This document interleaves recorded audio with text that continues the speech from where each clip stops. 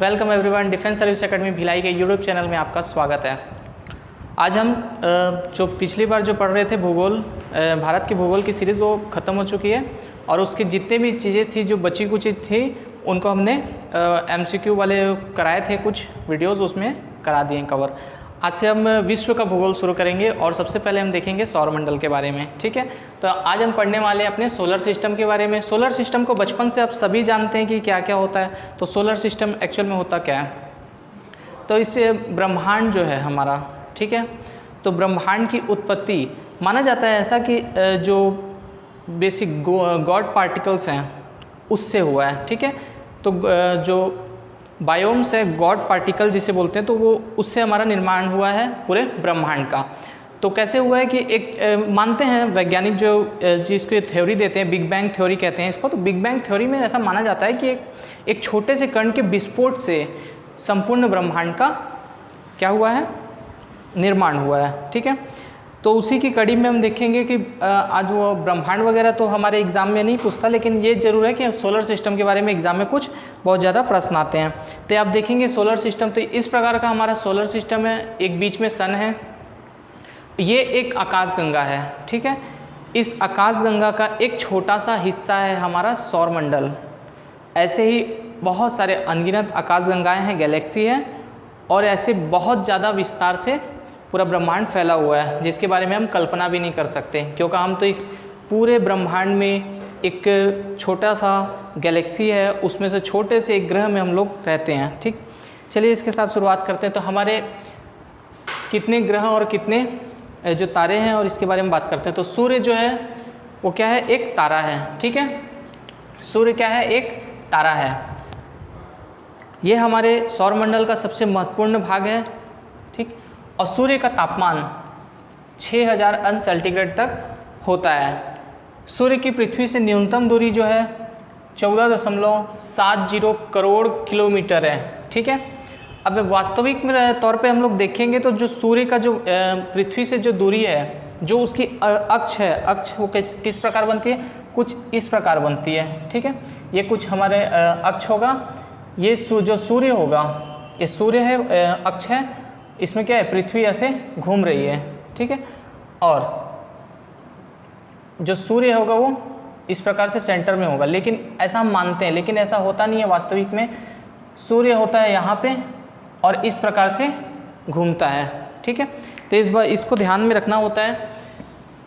तो इस प्रकार से जो दूरी है सबसे नज़दीक की और सबसे अधिकतम जो हो जाती है, तो सूर्य की पृथ्वी की जो अधिकतम दूरी है वो 15.21 करोड़ किलोमीटर है। सूर्य का व्यास लगभग कितना है, 13,92,000 किलोमीटर तक का होता है। 13,92,000 किलोमीटर। सूर्य का प्रकाश पृथ्वी पर, मोस्ट इम्पॉर्टेंट फैक्ट है, याद रखें, 8 मिनट 18 सेकंड में पहुंच जाता है। और माना जाता है कि सूर्य की आयु जो है 5 बिलियन वर्ष है।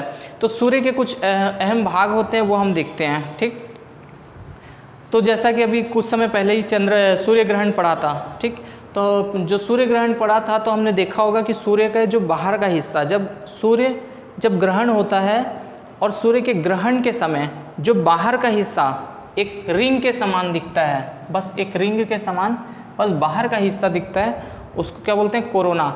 इस वर्ड को तो कोई नहीं भूलेगा। ठीक है, क्या बोलते हैं उसको, कोरोना, या किरीट भी कहते हैं, इसी को क्या कहते हैं, किरीट। ठीक, तो कोरोना या किरीट कहा जाता है। कौन सा, जो सूर्य ग्रहण के समय बाहर दिखाई देने वाला एक वलय होता है। ठीक है, और जो हम बेसिक देखते हैं प्रकाश मंडल, सूर्य का क्या देखते हैं, प्रकाश मंडल हमको नज़र आता है। जो नॉर्मली हम देखेंगे तो सूर्य जो नज़र आता है वो प्रकाश मंडल नज़र आता है। तो इस प्रकार से हम सूर्य को देख पाते हैं। ये आप देख पा रहे हैं, ये सूर्य ही है। यहाँ पे जो बना हुआ है ये पूरा सूर्य, जिसमें फोटोस्फीयर बना हुआ है, सन स्पॉट्स। अब ये सन स्पॉट्स के बारे में भी मैं आपको बताता हूँ, बहुत इंपॉर्टेंट है, सूर्य के बारे में भी और जानते हैं।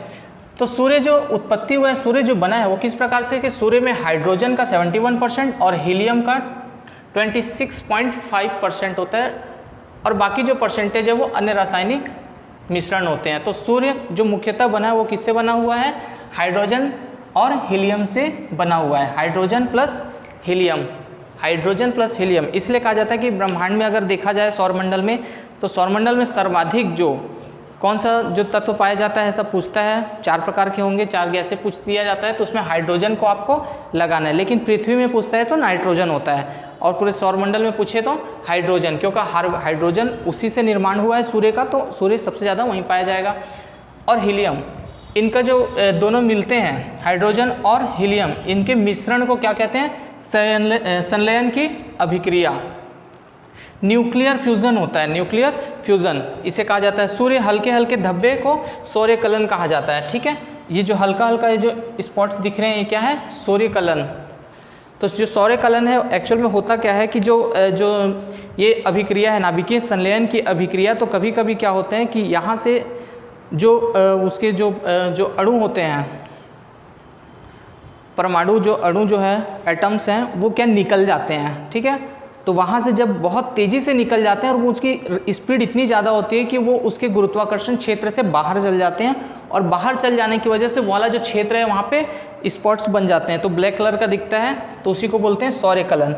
और ये जो सौर्यकलन है, यहीं से जब ये स्पॉट्स बन जाते हैं तो वो सूर्य विकिरण, वहाँ से सूर्य विकिरण जो चुंबकीय विकिरण है वो उत्सर्जित होने लगती है, ठीक है। तो जब ये ऐसा होता है कभी भी, तो इसका इम्पैक्ट कहाँ पड़ेगा? हमारे बेतार संचार। बेतार संचार मतलब जो वायरलेस जो सिस्टम्स होते हैं, हमारे जितने भी वायरलेस के जो भी प्रकार होते हैं, यंत्र होते हैं, जितने भी उपकरण जो होते हैं, वो ख़राब होने लगते हैं, ठीक है। कभी कभी आपने बचपन में सुना होगा इस प्रकार का कि टीवी खराब हो जाती है, इस प्रकार की जो घटनाएं होती थी वो इसी प्रकार के वजह से हुआ करती थी, ठीक है। तो ये था सूर्य के बारे में कुछ महत्वपूर्ण जानकारी, तो इस नाभिकीय संलयन को जरूर याद रखें। उसके बाद हम आते हैं ग्रहों के बारे में। ग्रह क्या है? ग्रह क्या है? वास्तव में एक खगोलीय पिंड है, ठीक है। खगोलीय पिंड, पिंड मतलब एक पत्थर, इस टाइप से समझ सकते हैं, जो क्या करता है, एक निश्चित मार्ग पर, एक निश्चित मार्ग होता है और सूर्य के चारों ओर क्या करता है, चक्कर लगाते रहता है, परिक्रमा करते रहता है। ये आप सभी बचपन से पढ़ते आ रहे हैं, तो इसमें बहुत ज़्यादा बताने की जरूरत नहीं है। ग्रह सूर्य के पश्चिम से पूर्व की ओर परिक्रमा करते हैं, लेकिन शुक्र और अरुण इसके विपरीत हैं, ठीक है। शुक्र और अरुण इसके बस विपरीत है, बाकी सभी क्या करते हैं, पश्चिम से पूर्व की ओर घूमते हैं, और जो शुक्र और अरुण है वो पूर्व से पश्चिम की ओर घूमता है। अभी मैं इसको अच्छे से बताऊंगा जब ये ग्रह के बारे में आएगा, तो प्लैनेट के बारे में। सूर्य और ग्रहों की दूरी, जो अगर सूर्य से ग्रहों की दूरी के क्रम में देखा जाए तो पूरे कितने प्रकार के ग्रह हैं, सभी जानते हैं कि हमारे पूरे जो सौरमंडल में 8 ग्रह हैं, ठीक है। वो 8 ग्रह किस प्रकार से हैं? बुध है, शुक्र, पृथ्वी, बुध, शुक्र, पृथ्वी, मंगल, बृहस्पति, शनि, अरुण और वरुण, ठीक है। तो आप लोग जो वार याद करते हैं उसी से याद रख सकते हैं, बुध, शुक्र, फिर पृथ्वी है, मंगल, बृहस्पति, शनि, अरुण, वरुण, ठीक है। ग्रहों का आकार देखें तो जो सबसे बड़ा ग्रह है वो है बृहस्पति, और उसके बाद शनि, फिर अरुण, फिर वरुण, ठीक है। आप देखेंगे कि ग्रहों के आकार के घटते क्रम में देखा जाए तो आप इसको देखो, दूरी के क्रम को और घटते क्रम को। एक ही है, बृहस्पति है, उससे छोटा शनि है, फिर क्या है, अरुण है, फिर वरुण है, ठीक है। जो पीछे के जो 4 हैं वो सूर्य के जो उनकी जो आयतन है, क्या बोलते हैं, ये आकार में क्या है, घटते क्रम से व्यवस्थित है, तो उसको याद करना नहीं पड़ेगा आपको, ठीक। इसके बारे में और बताता हूँ।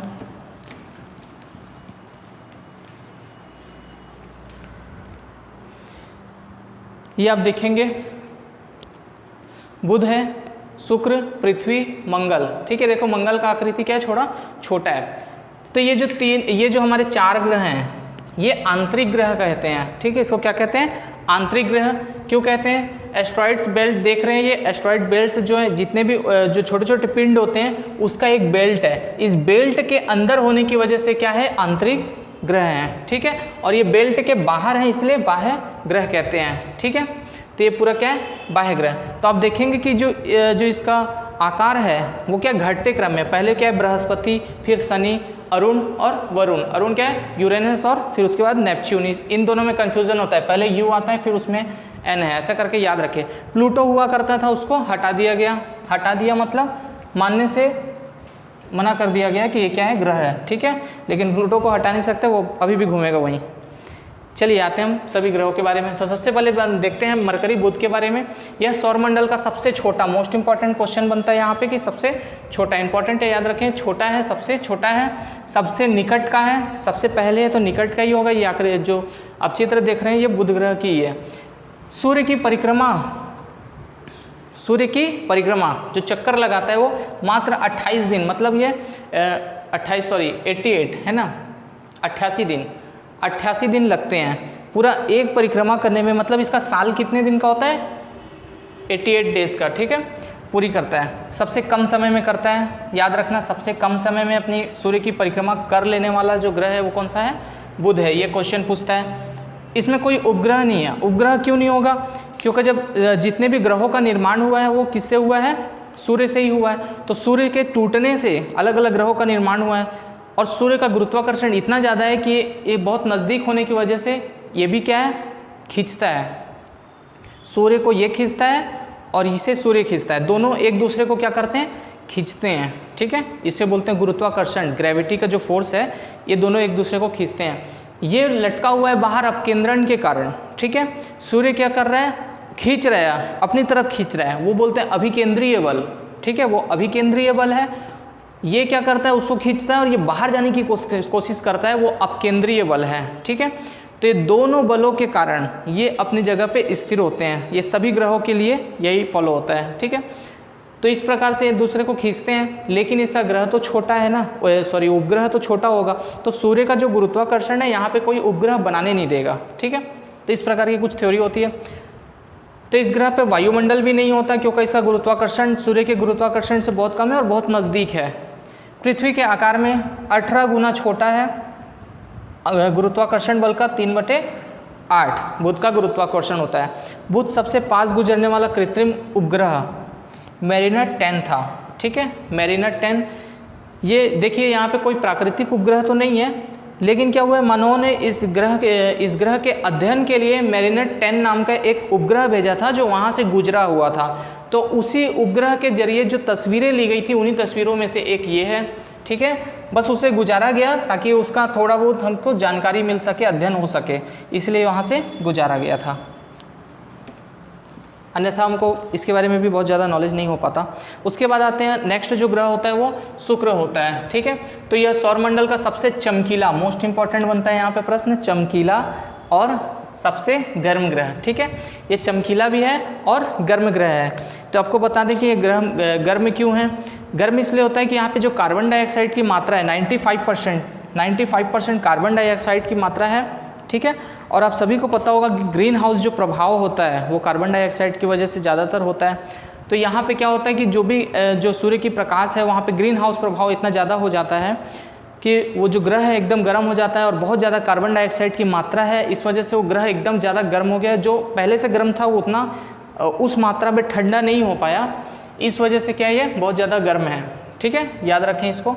सूर्य की परिक्रमा करने में 225 दिन लग जाते हैं इसको। शुक्र अन्य ग्रहों के विपरीत दिशा में घूमने वाला, मोस्ट इंपॉर्टेंट बात ये याद रखें, फैक्ट याद रखें कि सूर्य से जो पूर्व से पश्चिम की ओर घूमने वाला ये ग्रह है, ठीक है, पूर्व से पश्चिम, बाकी ग्रह उल्टा घूमते हैं। 2 ग्रह हैं जो उल्टा घूमते हैं, वो पूरब से पश्चिम। एक बहुत पहले मूवी आया करती थी, पूरब से पश्चिम एक मूवी है, ठीक है। तो उस मूवी को याद रखें, पुरानी जियो दिया मेरे भारत ने जो गाना है वो सुनेंगे तो इसी मूवी का है, पूरब से पश्चिम। तो उसी से याद रखें, पूरब से पश्चिम कौन सा?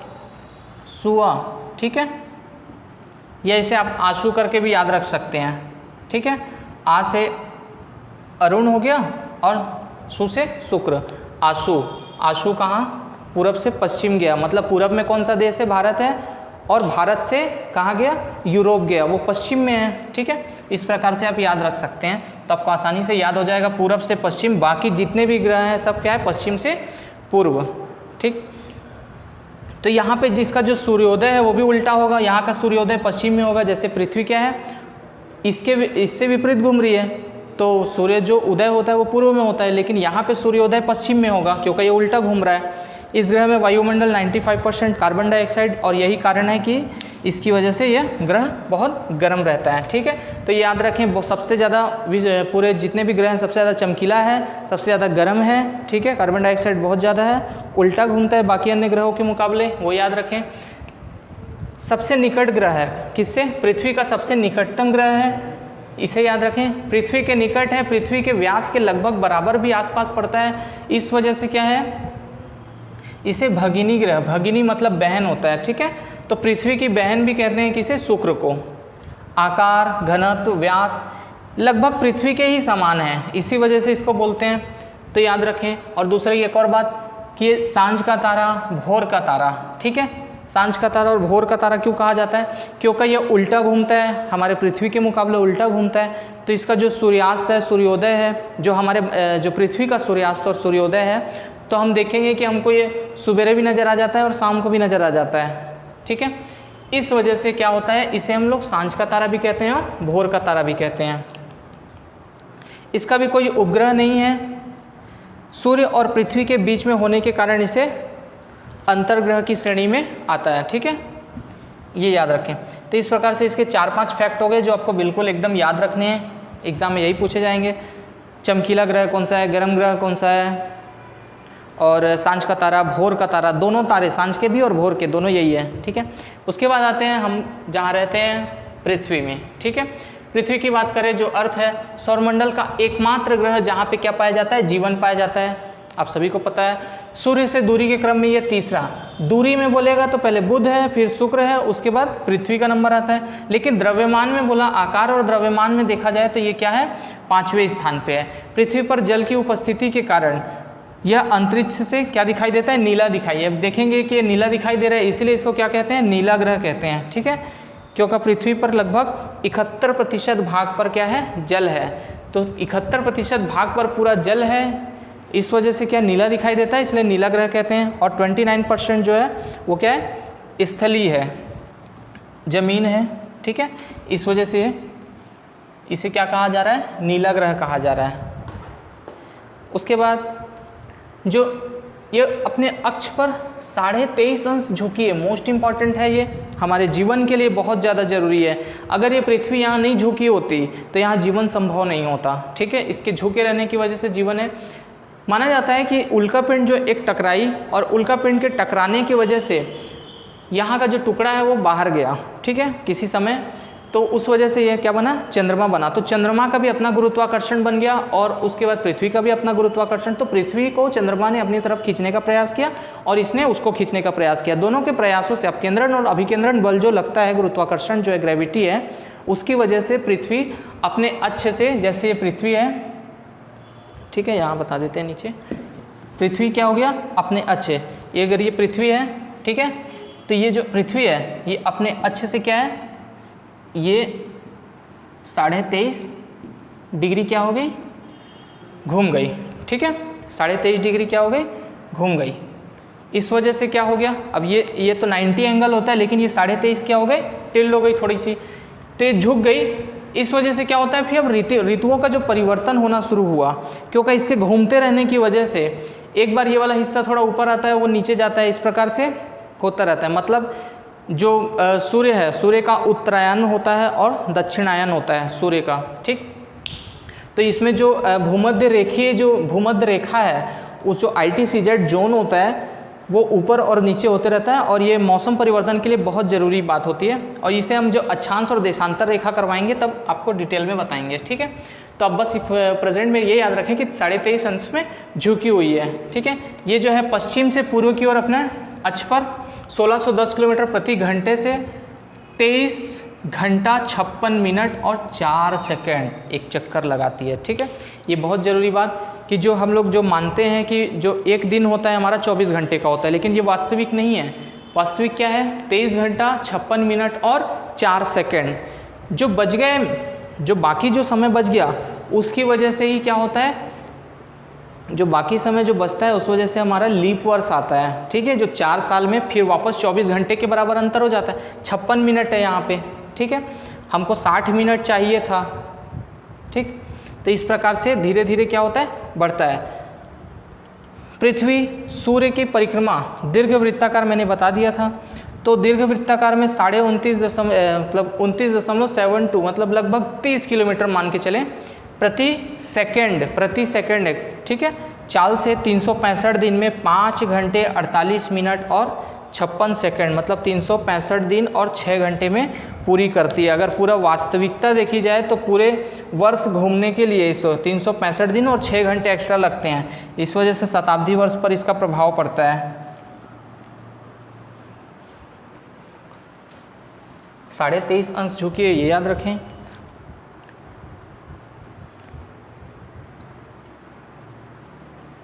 हाँ, पृथ्वी को सूर्य की जो परिक्रमा है, परिक्रमा करने में जितना समय लगता है उसको क्या बोलते हैं? सौर वर्ष। हम लोग जैसे पृथ्वी को जो सौर वर्ष जो कहते हैं वो क्या कहेंगे? जो पृथ्वी को सूर्य की परिक्रमा करने में जो लगा समय होता है। सूर्य से पृथ्वी की औसत दूरी 15 करोड़ किलोमीटर, ठीक है, औसतन दूरी है ये। लेकिन जो 3 जनवरी, ठीक है, 3 जनवरी को क्या होता है? पृथ्वी सूर्य के निकटतम होती है। पृथ्वी जो है सूर्य के निकटतम होती है, तब यह दूरी लगभग 14.70 करोड़ किलोमीटर होता है। इसे क्या कहते हैं? उपसौर, ठीक है। 3 जनवरी को पृथ्वी सूर्य के निकटतम होती है। अब ये मेरी बात ध्यान से सुनना, ठीक। पृथ्वी है, अब आप लोग सोचोगे कि जो पृथ्वी है वो जो है वो 3 जनवरी को, जनवरी का महीना हम लोग देखेंगे, भारत में रहते हैं तो जनवरी का महीना तो ठंडी का महीना होता है, ठंड का शीतकाल होता है उस समय। तो जो शीतकाल होता है और ये पृथ्वी सूर्य के एकदम करीब है तो उस समय तो गर्मी होना चाहिए, ठीक है। ये मन में सवाल आता है। तो मैं आपको बता दूं कि जो मैंने बताया था 23.5 जो डिग्री है, मैं इसको आपको साधारण शब्दों में समझाऊं तो अगर ये सूर्य है, ठीक है, अगर ये सूर्य है और पृथ्वी घूमते घूमते 23.5 जो डिग्री घूमी हुई थी उस वजह से घूम के इधर आ गई, तो उस समय क्या होता है कि जो उत्तरी ध्रुव है, ठीक है, ये वाला जो हिस्सा है ये उत्तरी ध्रुव का होता है, ठीक है। तो ये यहाँ से जो सूर्य की जो रोशनी है वो कहाँ पड़ेगी? दक्षिणी ध्रुव की ओर पड़ती है खास तौर पे। इसके लिए थोड़ा सा मुझे समझाने के लिए मैं जगह बना देता हूँ, यहीं बता देते हैं, ठीक है। ये था सूर्य, ठीक। वास्तव में होता क्या है, ठीक है, ये है सूर्य और ये पृथ्वी का क्या हुआ? अपने जो घूम रही थी अपने अक्ष से 23.5 डिग्री घूमते घूमते इस प्रकार हो जाती है कि जो उसका उत्तरी ध्रुव होता है, वो कहाँ पड़ जाता है? इस क्षेत्र में पड़ जाता है, ठीक है। और सूर्य के जो प्रकाश आती है वो डायरेक्ट जो पड़ती है वो दक्षिणी ध्रुव में, ठीक है। यहाँ से हम काट दें इस प्रकार से तो आपको समझ में आएगा, ठीक है, कि ये जो उत्तरी ध्रुव है ये इधर हो गया और दक्षिणी ध्रुव इधर हो गया 23.5 झुके रहने की वजह से। और ये जो हिस्सा है ये यहाँ पे आता है 3 जनवरी को, ये पोजीशन आती है 3 जनवरी को। तो आप देखेंगे कि जो सूर्य की जो प्रकाश है वो डायरेक्ट जो पड़ेगी वो कहाँ पड़ेगी? दक्षिणी ध्रुव की तरफ पड़ेगी। और यहाँ पे भी सूर्य की प्रकाश पड़ती है लेकिन उस मात्रा में नहीं पड़ती। तो 3 जनवरी को सूर्य से एकदम नज़दीक होने के बाद भी 3 जनवरी को उत्तरी ध्रुवों पर क्या होता है? नज़दीक होने के बाद भी उतनी ज़्यादा गर्मी नहीं होती। लेकिन अब इसका ड्रॉबैक समझे कि दक्षिणी ध्रुव पे इतना ज़्यादा गर्मी पड़ने लगती है क्योंकि सूर्य से एकदम ज़्यादा नज़दीक हो जाता है पृथ्वी।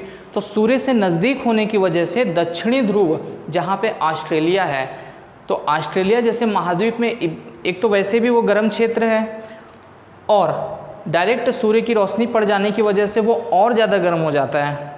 उसके बाद इस घटना के बाद एक और समझे, जैसा कि आप देख रहे हैं कि जो 4 जुलाई है, 4 जुलाई को सूर्य से अधिकतम दूरी होने पर उसको क्या कहते हैं? अपसौर कहते हैं। अब सूर्य से दूरी होता है कब? जुलाई के महीने में।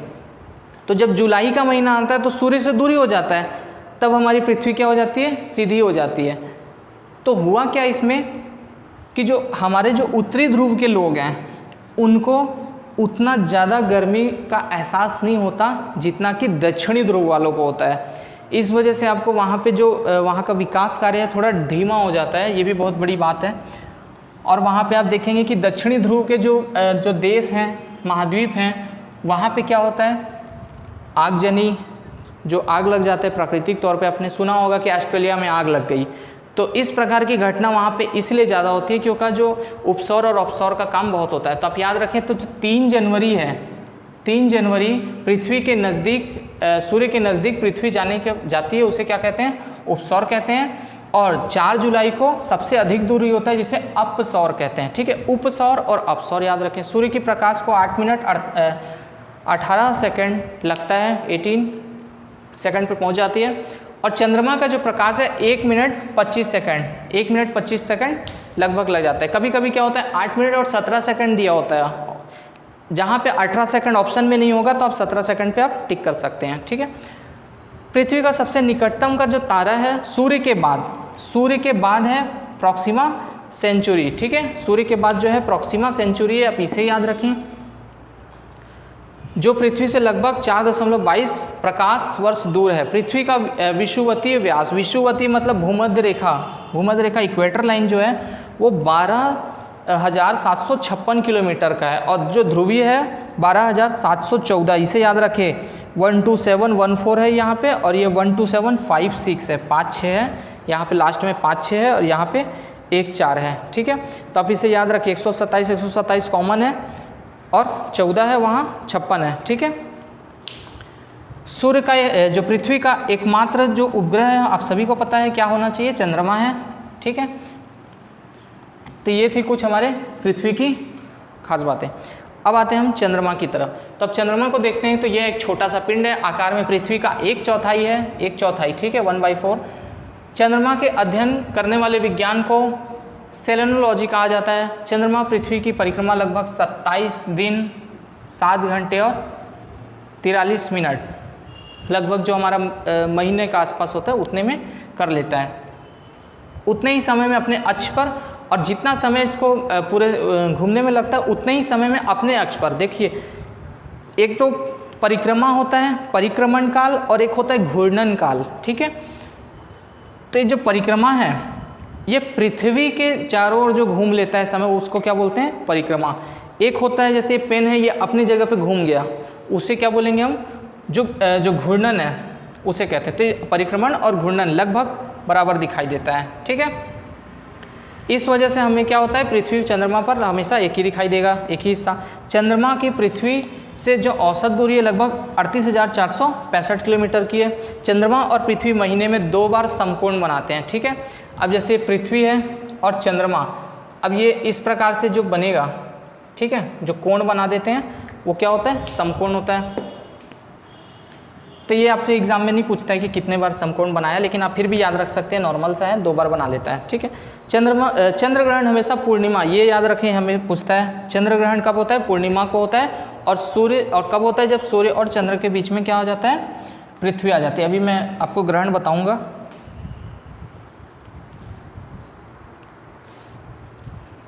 चंद्रमा है, ठीक है, इसमें जो उच्चतम चोटी है लिबिनिड्स है, जिसकी ऊंचाई लगभग 35,000 फुट है। चंद्रमा का जो व्यास है वो 3,476 तथा त्रिज्या है 17,038 किलोमीटर। सूर्य के संदर्भ में चंद्रमा की परिक्रमा अवधि साइनोडिक मास या चंद्रमास कहते हैं, ठीक है। चंद्रमास किसे कहेंगे, सूर्य मास, सौर्य वर्ष होता है, हमने पढ़ाया था, उसको याद रखें।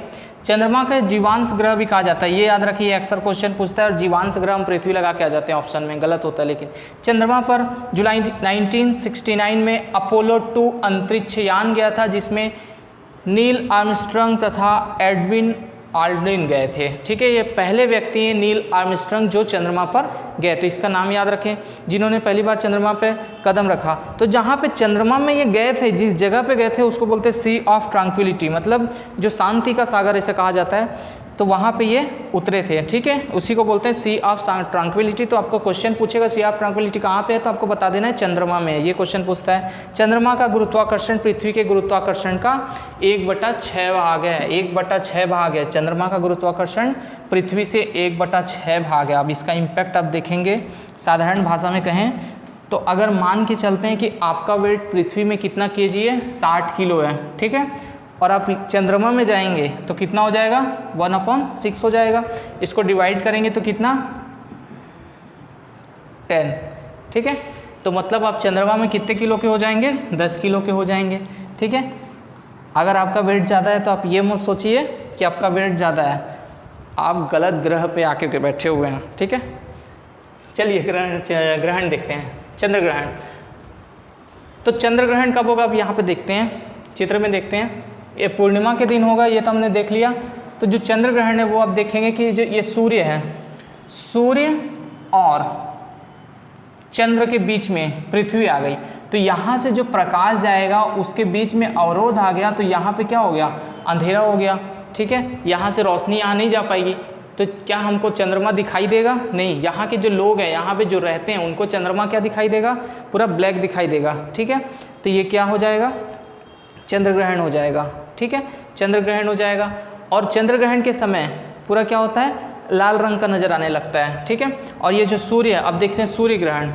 अब ये सूर्य और ये पृथ्वी, सूर्य और पृथ्वी के बीच में जब चंद्र आ जाए छोटा सा, तो क्या होता है, जो सूर्य की प्रकाश यहाँ गई और यहाँ पे, यहाँ वाले जो लोग हैं, जिसमें से मुख्यतः यहाँ के जो लोग, ये वाला जो क्षेत्र है, वहाँ पे क्या होगा, लोगों को सूर्य नज़र नहीं आएगा, ठीक है।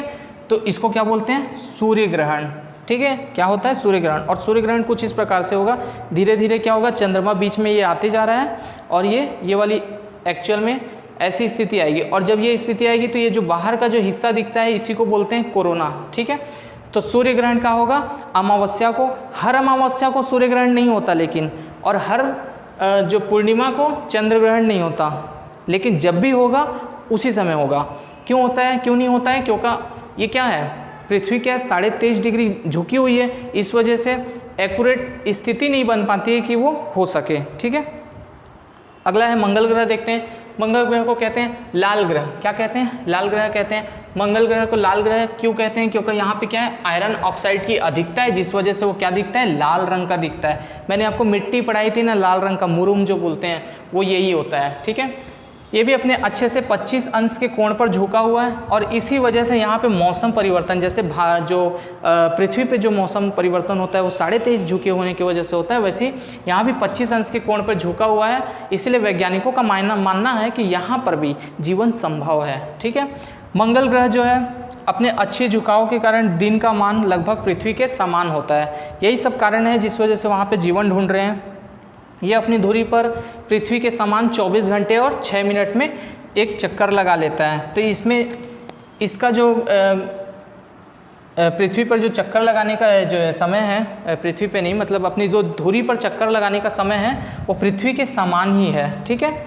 तो पृथ्वी के समान चक्कर लगाने की स्थिति की वजह से ही इसको क्या कहेंगे कि यहाँ पे जीवन संभव हो सकता है।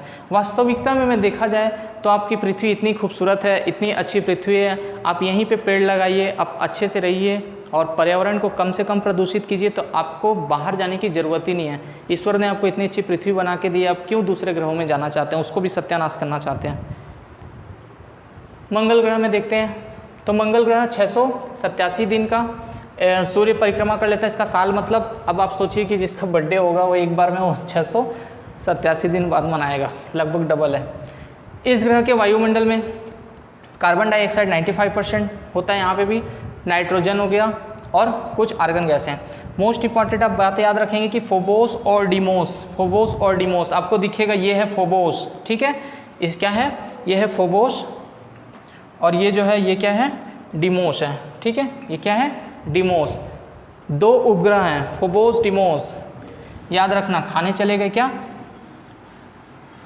मोमोस, कौन से वार को, मंगलवार को, ठीक है, उससे याद रखें फोबोस और डिमोस वहाँ पे। सौरमंडल का सबसे बड़ा ज्वालामुखी ओलिपस मेसी है, सॉरी ओलिपस मेसी, ठीक है, इसी ग्रह पर है। मंगल ग्रह का सबसे ऊंचा पर्वत निक्स ओलंपिया, ये क्वेश्चन पूछता है, ठीक है। निक्स ओलंपिया कहाँ पे है, मंगल ग्रह पे सबसे ऊंचा पर्वत है, माउंट एवरेस्ट से 3 गुना ऊंचाई है। आप समझे, माउंट एवरेस्ट से 3 गुना ऊंचा मतलब कितनी बड़ी बात है, ठीक। उसके बाद आते हैं बृहस्पति। बृहस्पति आकार में देखें तो दृष्टि से सबसे बड़ा है। बृहस्पति आकार आप सभी को पता, देखिए बृहस्पति सबसे बड़ा है, ठीक है। सूर्य से दूरी के क्रम में 5वां स्थान है। दूरी में देखा जाए तो 5वां स्थान है। पृथ्वी से लगभग 1300 गुना अधिक बड़ा है, पृथ्वी से 1300 गुना। अब ये देखेंगे कि छोटा सा हिस्सा दिख रहा है ना, इसके बराबर या इसके बराबर लगभग पृथ्वी पड़ेगी, ठीक है। आप ये देख रहे हैं ये वाला हिस्सा, आप देखेंगे ये वाला हिस्सा, ये एक्चुअल में एक चक्रवात है, ठीक है। ये चक्रवात है और ये घूमता रहता है, और ये इतना बड़ा चक्रवात है कि पूरी पृथ्वी को समेट सकता है। और इसकी फ़ोटो आप, ये घूमता रहता है हमेशा, चक्रवात बढ़ता है, इधर उधर जाते रहता है। तो इसकी जो तस्वीरें हम लेते हैं, अभी हमने जो नासा ने जूनो नाम का एक भेजा था, क्या बोलते हैं, उपग्रह, तो जूनो गया है वहाँ पे, तो इसके बारे में रिसर्च करता है। बृहस्पति का सूर्य की परिक्रमा करने में लगभग, बृहस्पति है जो सूर्य की परिक्रमा 11 वर्ष 9 महीने, मतलब एक बार आपने जन्मदिन मना लिया वहाँ पे, तो अगली बार 11 साल बाद मनाएंगे, ठीक है, वो भी 9 महीने, लगभग 12 वर्ष। इस ग्रह के वायुमंडल में हाइड्रोजन हीलियम की अधिकता है, ठीक है। इसके वायुमंडल में हाइड्रोजन और हीलियम जो ऐसी सूर्य के समान है। बृहस्पति में लगभग 72 उपग्रह हैं, जिसमें से गैनीमीड, मोस्ट इंपॉर्टेंट गैनीमीड, ठीक है। गैनीमीड जो है वो क्या है, सबसे बड़ा उपग्रह है, पीले रंग का है, आपको दिखेगा ये पीले रंग का ग्रह भी दिख रहा है। तो गैनीमीड सबसे बड़ा उपग्रह, गैनीमीड क्वेश्चन पूछता है गैनीमीड किसका उपग्रह है, तो आपको बताना है बृहस्पति का उपग्रह। उसके बाद आते हैं शनि की बात करते हैं। शनि सभी जानते हैं, किसी के ऊपर चढ़ जाए शनि तो उसका सत्यानाश होने में ज़्यादा टाइम नहीं लगता। दूसरा सबसे बड़ा ग्रह है, ठीक है, शनि दूसरा सबसे बड़ा ग्रह है। छल्ला है, इसमें काफ़ी खूबसूरत दिखता है, ये छल्ला दिख रहा है, और ये वास्तव में छल्ला कोई छल्ला नहीं है, छोटे छोटे जो पिंड है उसी का ये छल्ला बना हुआ है, ठीक है। काले रंग का है, काले रंग का दिखता है, लाल दानव भी कहा जाता है। शनि ग्रह सूर्य की परिक्रमा 29 वर्षों में, आप समझ गए, एक बार में फिर सीधा 30 वर्षों के बाद।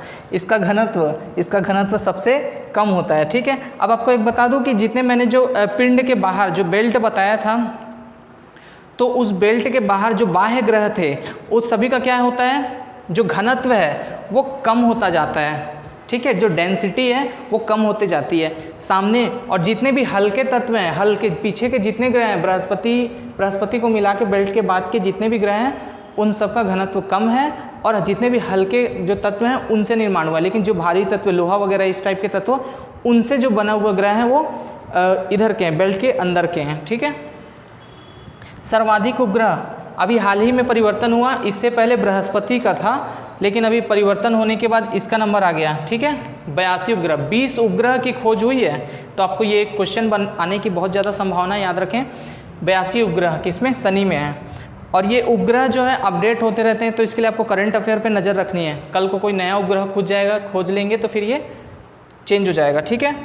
तो टाइटन इसका सबसे बड़ा उपग्रह है, याद रखें, टाइटन इसका सबसे बड़ा उपग्रह है, और इसका आकार जो है लगभग बुध एक ग्रह के बराबर इसका आकार है टाइटन का, ठीक है। तो टाइटन नाम की घड़ी पहनते हैं, जब समय खराब चलता है तो देखते हैं, तो उससे आप याद रखें, ठीक है। टाइटन ऐसा उपग्रह है जिस पर वायुमंडल भी है और उसका गुरुत्वाकर्षण भी है, ठीक है, क्योंकि इतना बड़ा है वो कि उसका वायुमंडल भी खुद का है और खुद का गुरुत्वाकर्षण भी है। ये थी शनि की बात। उसके बाद आते हैं हम अरुण की तरफ।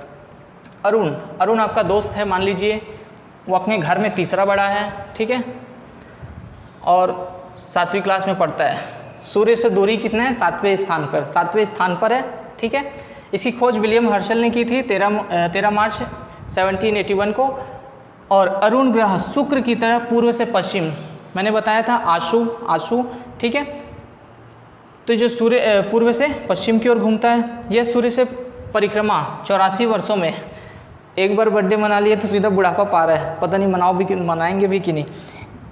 इसका घूर्णन काल 10 से 25 घंटे का है, 10 घंटे से 25 घंटे में अपने घूर्णन करता है।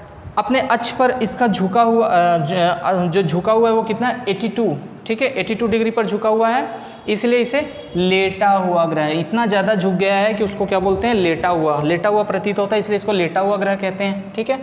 तो अरुण क्या है, लेटा हुआ है, आपका मित्र है अरुण, वो लेटा हुआ, ऐसा करके याद रखें। घर का तीसरा बड़ा है, आकार में पृथ्वी से तो 4 गुना है, बिना दूरबीन के लेकिन देखे नहीं जा सकता, क्योंकि यहाँ पे और भी बात है कि मीथेन गैस की अधिकता के कारण यह हरे रंग का नजर आता है, ठीक है।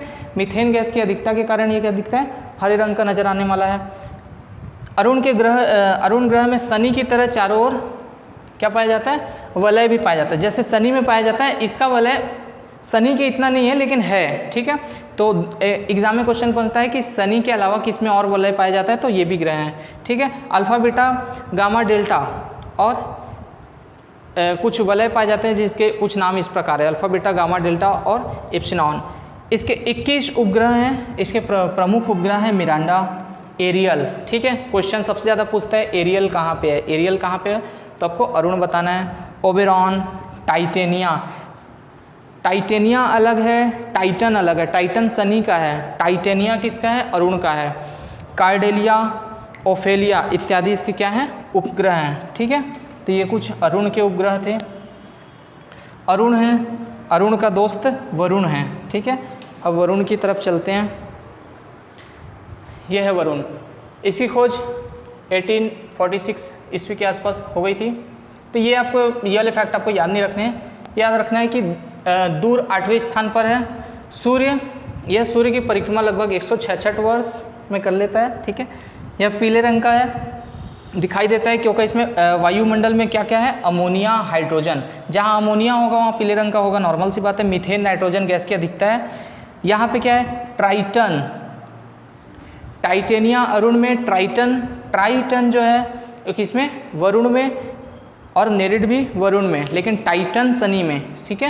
ये थोड़ा जो उपग्रह हैं उसमें थोड़ा सा कन्फ्यूज़न बहुत ज़्यादा होता है, तो आप इसे याद रखें। फोबोस, डिमोस मंगल में, गैनीमीड बृहस्पति में, ठीक है। मिरांडा, एरियल ये सब कहाँ पे थे, अरुण में थे, ठीक है। तो ये सबको आपको याद रखना है। ये आप देखेंगे कि हमारे सभी जितने भी ग्रह हैं उससे कुछ डायमीटर्स दिए हुए हैं, तो आपको इसमें पृथ्वी का याद रखना है। बाकी आपको किसी का याद रखने की ज़रूरत नहीं, आप इसे बस देख सकते हैं, समझ सकते हैं इसको देख के, ठीक है।